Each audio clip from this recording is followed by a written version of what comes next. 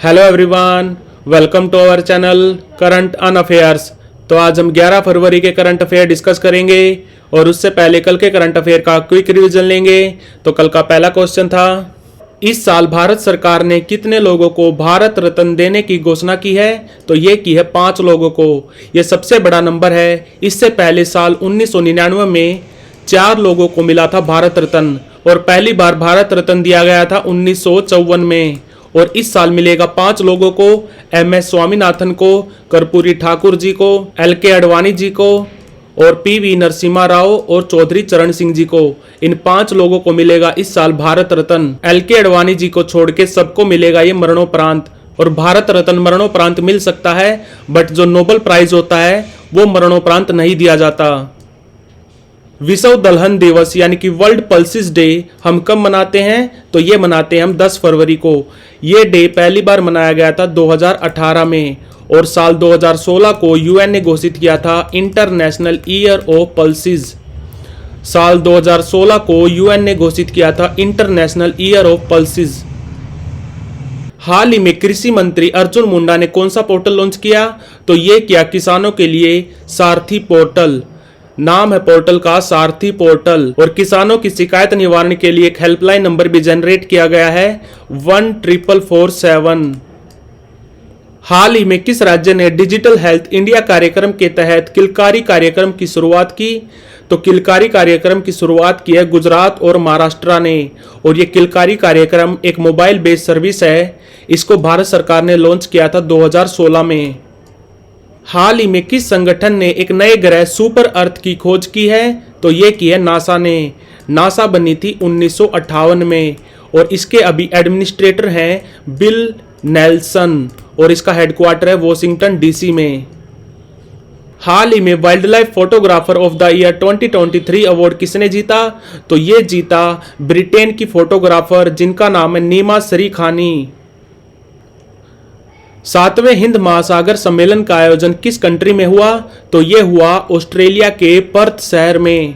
ये चला था 9 से लेकर 10 फरवरी तक और इसमें भारत को रिप्रेजेंट किया हमारे external affair minister S Jaishankar ji ने।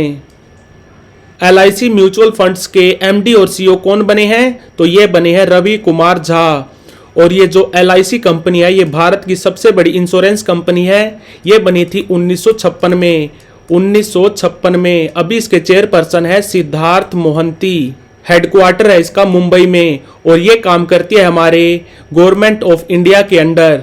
और कौन से मंत्रालय के अंडर काम करती है? तो ये काम करती है हमारे फाइनेंस मिनिस्ट्री के under. Logistic performance index report 2023 में भारत का रैंक क्या रहा? तो भारत का रैंक रहा इसमें 38। और ये रिपोर्ट कौन जनरेट करता है? तो इस रिपोर्ट को छापता है वर्ल्ड बैंक। वर्ल्ड बैंक की बात करें तो वर्ल्ड बैंक बना था 1944 में। हेडक्वार्टर है इसका वॉशिंगटन DC में और अभी इसके प्रेसिडेंट है भारतीय मूल के अजय बंगा। और इस रिपोर्ट में भारत का रैंक रहा 38। पहले नंबर पे रहा सिंगापुर। ये रैंक दिया गया आउट ऑफ 139 कंट्रीज। हाल ही में किस राज्य या केंद्र शासित प्रदेश ने ट्रांसजेंडर यानी कि किन्नर लोगों के लिए बस सेवा फ्री की है? तो ये की है दिल्ली की सरकार ने। तो बढ़ते हैं आज की वीडियो की तरफ। आज का पहला क्वेश्चन है, हाल ही में किसने विविधता का अमृत महोत्सव का उद्घाटन किया? तो ये किया भारत की राष्ट्रपति द्रौपदी मुर्मू ने। और इस महोत्सव का आयोजन किया गया राष्ट्रपति भवन में। और इस महोत्सव का मोटिव क्या था? जो हमारे नॉर्थ ईस्ट के राज्य हैं उनकी रिच डाइवर्सिटी को दिखाना यानी कि समृद्ध विविधता को दिखाना। और इसका आयोजन किया हमारे 2 मंत्रालयों ने, एक तो डोनर ने यानी कि development of north east region और इसमें इसका साथ दिया हमारी मिनिस्ट्री ऑफ कल्चर ने। और इन दोनों मंत्रालयों के कैबिनेट मंत्री हैं जी किशन रेड्डी।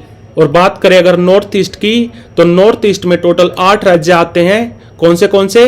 असम, अरुणाचल प्रदेश, नागालैंड, त्रिपुरा, सिक्किम, मणिपुर, मिजोरम और मेघालय। और इन 8 राज्यों में से सिक्किम को छोड़ के इन 7 राज्यों को बोलते हैं सिस्टर स्टेट और सिक्किम को बोलते हैं ब्रदर स्टेट।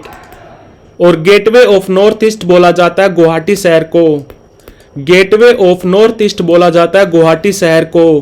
तो आंसर है इसका राष्ट्रपति द्रौपदी मुर्मू। हाल ही में कौन एनपीसीआई के नए नॉन एग्जीक्यूटिव चेयरमैन बने हैं? तो एनपीसीआई कंपनी यानी कि national payment corporation of India, ये कंपनी बनी थी 2008 में और अभी इसके एमडी और सीईओ हैं दिलीप असबे। अभी इसके एमडी और चेयरमैन हैं दिलीप असबे। इसके नॉन एग्जीक्यूटिव चेयरमैन बने हैं अभी अजय कुमार चौधरी। और एनपीसीआई ने बनाया था यूपीआई बनाया था 2016 में।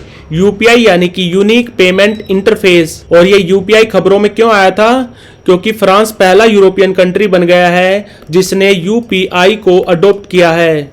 और यूपीआई के अलावा आपने एक पेमेंट सर्विस का नाम सुना होगा भीम, यानी कि भारत इंटरफेस फॉर मनी। और एक सुना होगा आपने आईएमपीएस, यानी कि immediate payment service. UPI, Bhim और आईएमपीएस, इन तीनों पेमेंट सर्विसेज को बनाया है एनपीसीआई ने। तो एनपीसीआई के नॉन एग्जीक्यूटिव चेयरमैन बने हैं अजय कुमार चौधरी और दिलीप असबे हैं इसके एमडी और सीईओ। और इस कंपनी का हेडक्वार्टर कहाँ है? तो वो है मुंबई में। ब्रह्मपुत्र नदी प्रोजेक्ट के लिए $200 मिलियन के लोन की मंजूरी भारत सरकार को किस बैंक ने दी है? तो ये दी है एडीबी ने, यानी कि एशियन डेवलपमेंट बैंक ने। और ये ब्रह्मपुत्र नदी प्रोजेक्ट क्या है? ब्रह्मपुत्र नदी की वजह से असम में भी बहती है ना ब्रह्मपुत्र नदी। असम में ब्रह्मपुत्र की वजह से बहुत सारी बाढ़ आती रहती हैं। तो फ्लड्स यानी कि बाढ़ और नदी के किनारे के जो मिट्टी कटाव होता है उसके रिस्क मैनेजमेंट के लिए $200 मिलियन का कर्जा देगा एशियन डेवलपमेंट भारत सरकार को। और बात करें अगर ब्रह्मपुत्र नदी की, तो ब्रह्मपुत्र नदी कहाँ से निकलती है? तो वो निकलती है मानसरोवर लेक से, मानसरोवर झील से, जो है तिब्बत में। तिब्बत में इसका नाम है सांगपो। और अरुणाचल प्रदेश में ब्रह्मपुत्र नदी को बोलते हैं दिहांग। और इसका नाम बांग्लादेश में क्या है? तो वो है जमुना। ब्रह्मपुत्र नदी को बांग्लादेश में बोलते हैं जमुना। एक रफ सा मैप बना लेते हैं बांग्लादेश का ताकि समझने में आसानी हो। कुछ ऐसा सा है मैप इसका। यहाँ से आती है ब्रह्मपुत्र, यहाँ से आती है गंगा और बाद में ये मिल जाती हैं। बांग्लादेश में ब्रह्मपुत्र को बोलते हैं जमुना। तो यहाँ तक इसका नाम होता है, मिलने से पहले, गंगा के मिलने से पहले यहाँ तक नाम होता है इसका जमुना। और गंगा को बोलते हैं बांग्लादेश में पद्मा। और जब ये मिल जाती हैं तो इसका नाम हो जाता है मेघना। तो ब्रह्मपुत्र नदी प्रोजेक्ट जो असम में बाढ़ आती है ब्रह्मपुत्र नदी की वजह से, उसके रिस्क मैनेजमेंट के लिए $200 मिलियन का लोन देगा एडीबी, यानी कि एशियन डेवलपमेंट बैंक। ये बैंक बना था 1966 में। हेडक्वार्टर है इसका मनीला में। और अभी इसके प्रेसिडेंट कौन है? तो वो है मत्सुगु आसाकावा। प्रेसिडेंट है मत्सुगु आसाकावा। चेन्नई सुपर किंग्स की ऑफिशियल स्पॉन्सर कौन सी कंपनी बनी है? तो ये बनी है एतिहाद एयरवेज। एतिहाद एयरवेज यूएई की नेशनल एयरवेज है।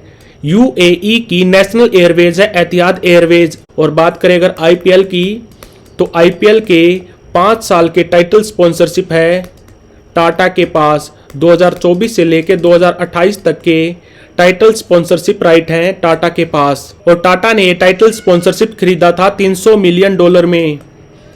और इस साल आईपीएल स्टार्ट होगा 23 मार्च से। तो आंसर है इसका एतिहाद एयरवेज। फिट इंडिया मूवमेंट के ब्रांड एम्बेसडर कौन बने हैं? तो ये बने हैं नरेंद्र कुमार यादव। और ये पहले सिविल सर्वेंट हैं जो फिट इंडिया मूवमेंट के ब्रांड एम्बेसडर बने हैं। ये हैं एक इंडियन रेवेन्यू सर्विसेज के ऑफिसर 2009 बैच के इंडियन रेवेन्यू सर्विसेज के ऑफिसर हैं नरेंद्र कुमार यादव, जो बने हैं फिट इंडिया मूवमेंट के ब्रांड एम्बेसडर। और बात करें अगर फिट इंडिया मूवमेंट की, तो इसको लॉन्च किया था पीएम मोदी जी ने 29 अगस्त 2019 को। कहां से? दिल्ली से। और 29 अगस्त को मनाते हैं हम नेशनल स्पोर्ट डे। हाल ही में किसने जलवायु परिवर्तन का अध्ययन करने के लिए पेस सैटेलाइट छोड़ा है? तो पेस सैटेलाइट को लॉन्च किया नासा ने। इस सैटेलाइट को छोड़ना था इनको 6 फरवरी को, बट खराब मौसम की वजह से इसको कैंसिल कर दिया गया। इसको छोड़ा 8 फरवरी को। और किस रॉकेट के माध्यम से? तो रॉकेट का नाम है फैल्कन 9। फैल्कन 9 है स्पेस एक्स का। और ये पेस उपग्रह जलवायु परिवर्तन, वायुमंडल और महासागर का अध्ययन करेगा। और बात करें अगर नासा की, तो नासा कब बनी थी? तो ये बनी थी 1958 को। और यूरोपियन स्पेस एजेंसी ये बनी थी 1975 को। और रशियन स्पेस एजेंसी जिसका नाम है रोसकोसमोस ये बनी थी 1992 में। और जापान स्पेस एजेंसी जिसका नाम है जाक्सा बनी थी 2003 में। और भारत की इसरो बनी थी 15 अगस्त 1969 को। इसके पहले चेयरमैन थे विक्रम साराभाई और अभी इसके 10वें चेयरमैन हैं एस सोमनाथ। हेडक्वार्टर है इसका बेंगलुरु में। तो आंसर है इसका नासा। हाल ही में नई दिल्ली पुस्तक मेले में सम्मानित अतिथि यानी कि ऑनरेरी गेस्ट किस कंट्री को चुना गया? तो ये चुना गया सऊदी अरब को। और ये पुस्तक मेला स्टार्ट होगा 10 फरवरी से। 10 फरवरी से शुरू होकर ये चलेगा 18 फरवरी तक। और ये है इसका 51वां एडिशन। और इसको कौन करवाता है? तो इसको ऑर्गेनाइज करवाता है national book trust. National book trust very very important. और इस पुस्तक मेले में नेशनल ई लाइब्रेरी का भी लॉन्च किया जाएगा। नेशनल ई लाइब्रेरी इसको लॉन्च करेंगे 2 मंत्रालय। कौन से? मिनिस्ट्री ऑफ एजुकेशन और इसमें इसका साथ देगा ministry of industry and commerce. शिक्षा मंत्रालय जिसके अभी कैबिनेट मंत्री हैं धर्मेंद्र प्रधान। और उद्योग एवं वाणिज्य मंत्रालय जिसके अभी कैबिनेट मंत्री हैं पीयूष गोयल। तो यहाँ पे नेशनल ई लाइब्रेरी का भी लॉन्च किया जाएगा। इसको 2 मंत्रालय मिलकर लॉन्च करेंगे, हमारा शिक्षा मंत्रालय और उद्योग एवं वाणिज्य मंत्रालय। तो आंसर है इसका सऊदी अरब। और इस पुस्तक मेले का थीम होगा multilingual India a living tradition. चौथे खेलो इंडिया यूनिवर्सिटी गेम 2023 का आयोजन कहां पर होगा? तो यह होगा गुवाहाटी में। और पहली बार खेलो इंडिया यूनिवर्सिटी गेम हुए थे 2020 में। कहां पर? उड़ीसा में। और इस साल होंगे गुवाहाटी में।